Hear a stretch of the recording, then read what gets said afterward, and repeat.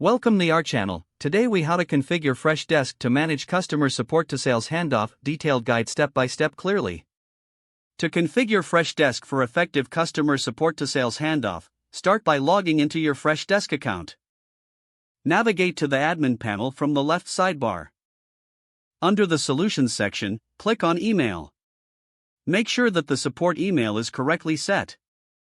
This email will be used for customer inquiries. Next, set up your ticket fields. Go to Ticket Fields under the Admin menu. Add custom fields that can capture sales-related information. For instance, you might want to include product interest or sales follow-up required. Next, enable the Automations feature by clicking on Automations in the Admin panel.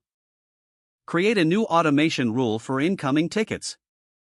Configure this rule to categorize support tickets that indicate a potential sales opportunity. Set the conditions based on the custom fields you created earlier.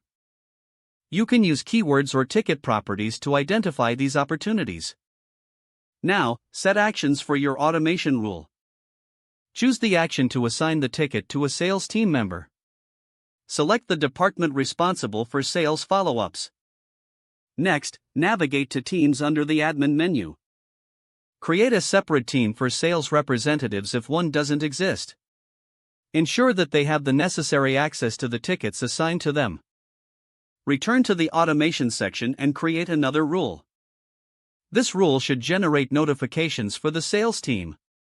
Set triggers to alert them when a ticket is categorized as a potential sale.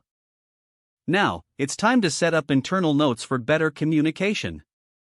Go back to a ticket and look for the Internal Notes section. Encourage your support team to leave notes for the sales team. This will provide valuable context when a ticket is handed off.